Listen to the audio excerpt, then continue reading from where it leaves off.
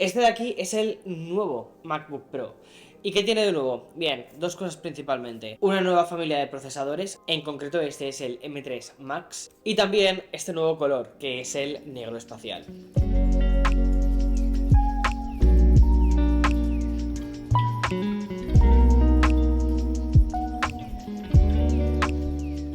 Pero más allá de eso, es prácticamente el mismo ordenador que teníamos ya el año pasado y también el anterior. Es como si Apple hubiera dado con la fórmula de qué es lo que queremos de un ordenador portátil. Y básicamente lo que hacen es ir puliendo la fórmula e ir dándonos actualizaciones casi anuales. Pero vamos a empezar por el principio, por el diseño de este MacBook Pro.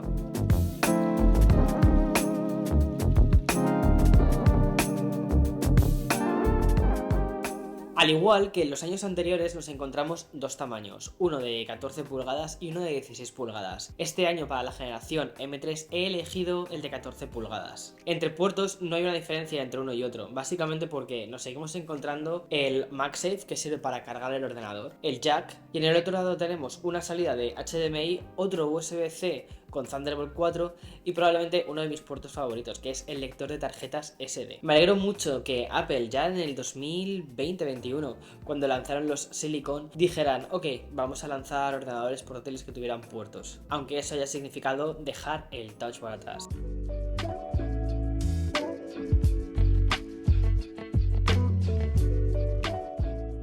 Pocos ordenadores se sienten tan premium como los MacBook. Básicamente porque la construcción está hecho de aluminio unibody y tienes la sensación de ser un ordenador robusto. Pero a mí personalmente, una de las cosas que me gusta más y que parece una cosa que a veces tomamos demasiado a la ligera, es que un ordenador portátil debería de poder abrirse con una sola mano y el MacBook lo consigue. Luego este nuevo color negro es obviamente más oscuro que el color gris que teníamos en las generaciones anteriores, que dependiendo de cómo le diera la luz se veía más o menos oscuro. Este es prácticamente negro, lo cual es algo que personalmente me gusta porque le da ese carácter tan minimalista que buscas en un equipo de este estilo. Este nuevo color negro solo nos lo vamos a encontrar en los M3 Pro y los M3 Max. El MacBook Pro con M3 solo va a estar en plateado y en gris espacial. Este es un movimiento bastante Apple, ¿verdad? Otra cosa que me ha sorprendido es que no es un imán tan grande para las huellas como quizás podría parecer este color. Cuidado, eso no significa que las huellas no se queden fijadas. Sí que se quedan y se pueden marcar, pero lleva una capa para hacer que no se vean tanto. Y luego, obviamente, el logo de la manzana en un aluminio pulido para que brille. Pero echo mucho de menos el logo cuando brillaba. Esa época de los Mac me encantó. Hay un par de cosas en el diseño de los portátiles que considero que son importantísimas, que son el trackpad y el teclado. Estos son los mismos que nos llevamos encontrando en las generaciones anteriores. Un trackpad gigante con una respuesta muy buena a todo lo que hacemos y además con un tacto muy suave. Y luego el teclado. El teclado para mí es uno de los mejores, con un buen recorrido en las teclas. Pero junto con el teclado y el trackpad, otra cosa que vamos a estar viendo todos los días es la pantalla. La pantalla del MacBook a mí personalmente es la pantalla que me gusta más de todos los portátiles que he probado. Punto. Ya no solo porque tenga la etiqueta XDR o lo que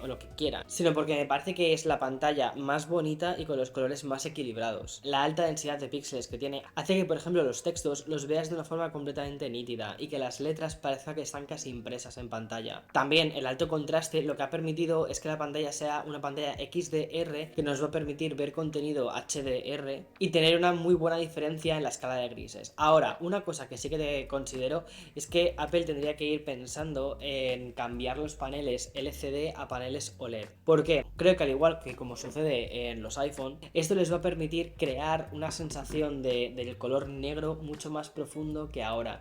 Porque es verdad que el color negro es como un gris muy oscuro. Es un panel en el que vas a poder confiar cuando estés retocando fotografías, cuando estés haciendo colores, por ejemplo, en Final Cut. Y luego, personalmente, me parece que es un panel muy agradable de ver. Luego, en la parte superior nos seguimos encontrando con el notch. El notch es una de mis críticas que tengo con el Mac, sobre todo porque considero que es bastante injustificado. En la parte superior lo único que nos encontramos es una cámara para hacer FaceTimes de 1080 y básicamente es una cámara circular. Entonces, no entiendo por qué utilizan un notch tan grande. Supongo que esto lo hicieron para asemejarse a las líneas de diseño de los iPhone, pero resulta que ahora los iPhone ya no tienen este notch, tienen una cápsula. Y en el notch de los iPhones se encuentran muchos más sensores. Aquí solo está una cámara. Y luego otro detalle que también me gusta son los bordes curvos de la parte superior de la pantalla. Ver contenido en este Mac es algo que vas a disfrutar muchísimo, ya no solo por la pantalla, que como te digo es bonita, es muy agradable, sino también por el sonido. Los altavoces del MacBook Pro me parece que son los mejores altavoces que he escuchado en un portátil, mejores que los de un MacBook Air. Obviamente el MacBook Air también es más finito, entonces no tienen unos bajos tan fuertes, y también por ejemplo mejores que otro ordenador que he probado recientemente, que es el Surface Laptop Studio. Tenemos una rejilla finita en los laterales y desde aquí es desde donde empuja todo el sonido. La sensación de estar utilizando este MacBook en el día a día es la de usar un producto premium bien hecho y que han ido pensando en cada uno de los puntos más importantes de un ordenador: materiales de construcción, robustez, ligereza en cuanto a un ordenador portátil. Creo que han conseguido un equilibrio bastante bueno, una pantalla bonita de ver, un teclado que es agradable de utilizar junto con el trackpad y unos altavoces que puedes utilizar por ejemplo para enseñar un proyecto a un cliente. Ahora bien, más allá de este nuevo color negro, ¿qué es lo que nos encontramos? El M3, en concreto este de aquí es el M3 Max, y tengo que contarte unas cuantas cosas sobre este.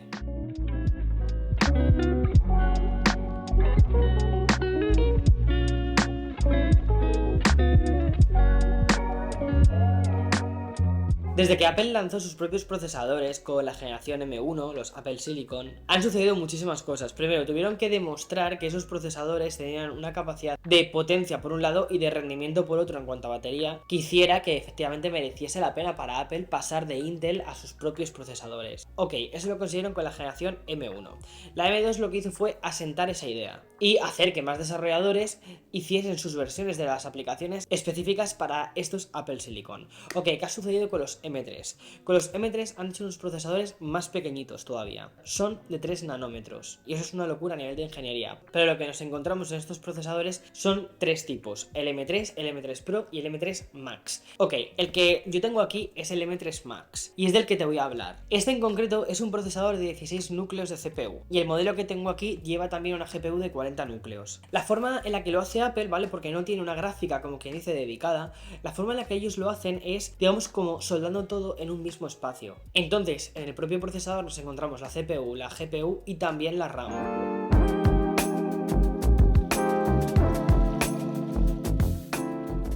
Este de aquí, el modelo de aquí, es el de 64 GB de RAM, aunque llega hasta los 128 GB de RAM, o como ellos lo llaman, de memoria unificada. Para esta nueva generación de M3 Max, Apple ha dedicado parte de sus núcleos de forma específica a hacer ray tracing y también al renderizado de vídeo. Esto, por ejemplo, lo que ha hecho es que sea una mejora significativa respecto a la generación del M1, pero por ejemplo, haciendo mis pruebas con la generación del M2 Max de 64 GB de RAM y también con el M2 Ultra de 64 GB de RAM, pues no haya unas diferencias tan grandes lo que es respecto a la generación anterior. Pero también he podido probarlo, por ejemplo, con el Surface Laptop Studio con una gráfica específica que es la ADA 2000, que está pensada sobre todo para tareas de computación, ingeniería y también de renderizado. Ok, haciendo las pruebas con un programa muy típico que es Blender y utilizando algunos de los casos de ejemplo, sí que me he dado cuenta que el M3 Max y el M2 Max son más rápidos que el ADA 2000 en este caso, con unas diferencias bastante significativas. Sin embargo, el M2 Ultra sigue siendo más rápido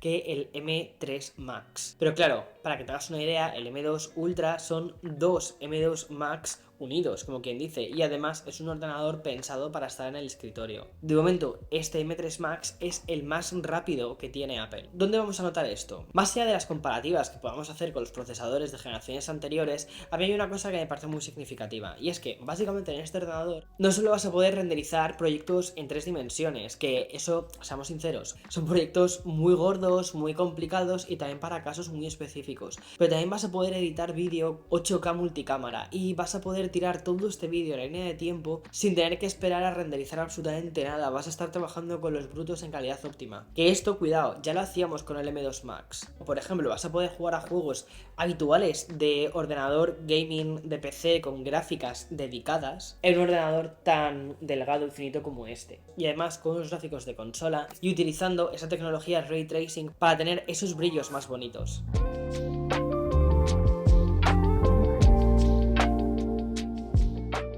Ahora bien, aunque muchas de las comparativas que vemos son del M1 Max versus el M3 Max, una persona que tenga un MacBook Pro M1 Max va a decir, wow, esto no lo hace mi ordenador, me tengo que ir a por un M3 Max. No, creo que sigues teniendo un ordenador muy potente y que la única diferencia de lo que puedas hacer entre uno y otro es simplemente esperar unos segundos más para que termine de renderizar tu proyecto en 3D, pero sigues teniendo un producto muy bueno. Y lo mismo sucede si tienes ya un M2 Max. No es necesario que actualices a este M3 Max. Entonces, ¿por qué se ha lanzado este M3 Max? Pues por una sencilla razón. El mercado de los ordenadores está muy maduro, tanto en Mac como en PC. Y ahora mismo, la forma que Apple tiene de vender Macs es de dos formas. Uno, a personas que ya tienen un Mac de hace bastantes años y que quieren actualizarse a uno nuevo y que vayan a una tienda de Apple y digan, ok, voy a utilizar el ordenador, el MacBook, para tareas del día a día ofimáticas, ok, entonces me voy a por el M3 y ya está. De utilizarlo para fotografía y todo el tema del vídeo o renderizados en 3D van a ser como proyectos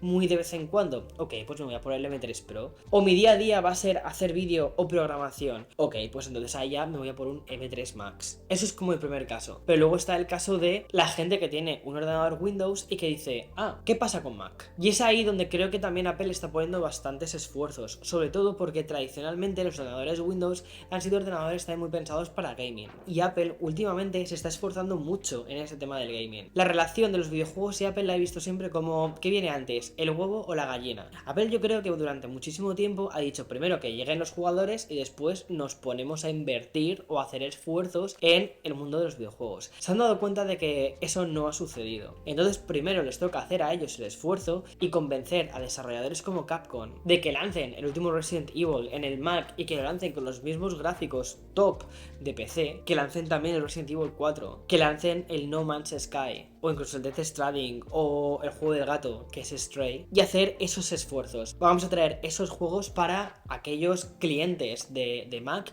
que están editando un vídeo y que de repente quieran desconectar y echarse una partida. Pero ¿puede entrar Apple realmente en este mercado tan competido en el que habitualmente el rey ha sido Windows con Steam y con el resto de plataformas? Pues esto yo creo que va a ser algo que tengamos que ver con el tiempo. Sin embargo, considero que el ecosistema actual de Macs muy potentes, que empiezan a tener videojuegos muy interesantes y que además muchos de estos juegos los compras una vez y también los puedes jugar en el iPhone, ese tipo de cosas me parece que es una estrategia muy positiva para Apple en el mundo de los videojuegos y que a nosotros como consumidores nos viene tremendamente bien. Y luego, si a todo esto, que cada vez es más fuerte y tiene gráficas que son capaces de mover videojuegos muy exigentes, le añadimos que son procesadores cuya batería es capaz de aguantar durante mucho tiempo, pues eso es una pasada. Mira, en principio, el MacBook Pro M3 Max de 14 pulgadas, según la web dice que llega hasta las 15 horas cuando estás utilizándolo en web. Ok, no he puesto con el cronómetro, pero lo que sí que te puedo decir es que, por ejemplo, ayer salí de casa a las 10 de la mañana, volví a las 5 de la tarde,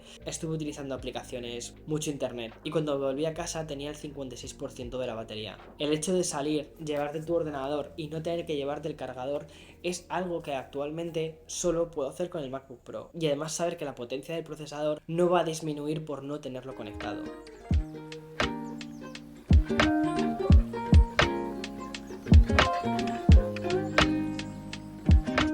En definitiva, creo que este nuevo MacBook Pro, el de finales del 2023, porque al principio ya tuvimos la generación M2 Pro y M3 Max, es una actualización por parte de Apple para mantenerse relevante con unos procesadores y en un mercado en el que cada vez es más competitivo, que están haciendo esfuerzos por llegar a un nuevo público, al de los jugadores, pero que primero lo que me está convenciendo es a los usuarios tradicionales de Mac de que también los Mac sirven para jugar. Y eso, sinceramente, me parece un movimiento muy interesante, porque por fin puedo decir que sí, en un MacBook Pro se puede jugar a juegos tradicionalmente de PC. Y eso me gusta.